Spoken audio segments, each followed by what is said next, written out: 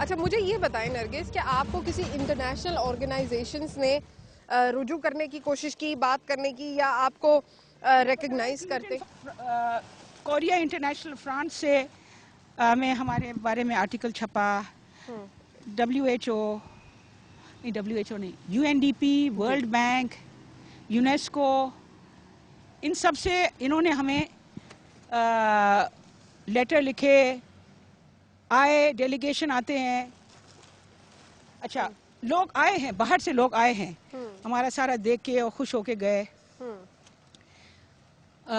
لیکن پاکستان میں کوئی ریکگنیشن حکومت نے یا کسی اور ادارے نے؟ نہیں، گورنمنٹ نے تو کچھ بھی نہیں.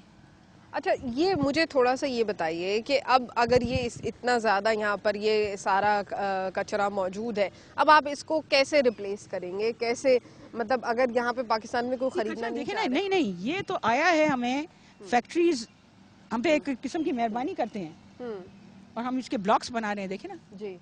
تو یہ سارے جو گھر، پورے ولیجز، پورے گھر اس کے بنیں گے. یہ وہ را مٹیریل جیسے سیمنٹ آتا ہے، یہ آپ سمجھ لیں ہمارا سیمنٹ ہے. جی.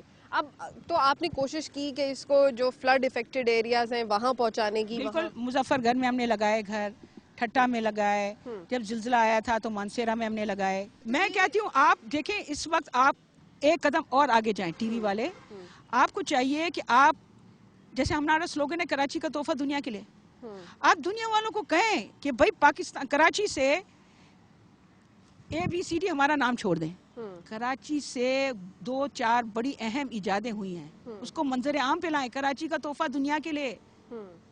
مثال کے طور پہ یہ چاندی گھر ہے، مثال کے طور پہ یہ ایک نئے قسم کا طرز کا بینک ہم نے ایجاد کیا، کچا 200 نالوں والا بینک. اس کے پورے آپ دیکھیں، اب ہماری ویب سائٹ پہ ساری تفصیلات آئیں گی. ہم نے سستی بجلی پیدا کرنے کے لیے ایندھن بنایا ہے اور اس کو بھی لوگوں نے استعمال کیا اور دیکھا کہ بہت ہی کارآمد ہے. آپ کو سستی بجلی ایندھن کیسے بناتے ہیں؟ دیکھیں ہم لوگ آج سے کچھ سال پہلے ہم جاتے تھے ادھر آپ کے ایکسپورٹ پروسیسنگ زون، وہاں 250 فیکٹریوں سے ہمارے واسطے تھے.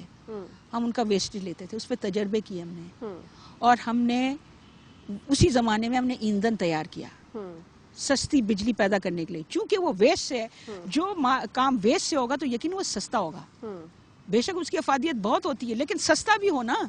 تو ہم یہی ہمارے کام کے فائدہ ہے کہ انوکھی ہے، اس میں فائدے بڑے. مثلا یہ جو ہمارا چاندی گھر ہے وہ جھٹ پٹ لگ جاتا ہے، مضبوط بھی ہے، ٹھنڈا بھی ہے، گرمی میں، سردی میں گرم، مضبوط، طوفان آندھی کھڑا ہے وغیرہ وغیرہ وغیرہ، لیکن سستا بھی ہے. ساتھ میں. تو یہ ساری چیزیں اور لوگوں کو بتائیں دنیا والوں کو کہ بھائی آپ کے پاس کہیں زلزلہ آتا ہے، طوفان، سونامی کچھ آتا ہے، اس میں یوز کر سکتے ہیں. اور جگہوں پہ یہ ایجاد ہے، ناٹ جسٹ ڈیزاسٹر مینجمنٹ، اور چیزوں میں بھی. بادشاہ کا محل بنا لے. کوئی ایجاد پہ یہ تو نہیں لکھا ہے کہ بھئی یہ تو غریب ہی استعمال کرے گا یا یہ صرف امیر ہی استعمال کرے گا. ایجاد ہے، اندھی ہے، وہ اس کا کوئی وہ نہیں ہے، کلاس نہیں ہے، نہ کوئی ذات ہے، نہ پات ہے، نہ کچھ ہے. اسی طرح سے کچرا جو ہے نا وہ ایک نہیں ہے. 4000 روپے، ابھی میں آپ کو ویلیو نہیں بتائی اس کی، 4000 روپیہ ٹن سے لے کے 1 لاکھ روپیہ، 4 لاکھ روپیہ ٹن پر ٹن ہے قیمت. 4000 روپیہ ٹن سے لے کے 3 لاکھ روپیہ پر ٹن اس کی ویلیو ہے. بتائیں تو رینج ہے، کتنا بڑا رینج ہے. کہاں 4000 روپیہ ٹن اور کہاں 4 لاکھ روپیہ ٹن. رینج اتنا ہے، یعنی اس کا مطلب ہے کہ اس میں کتنی قسمیں ہیں، اقسام کتنے ہیں کچرے میں.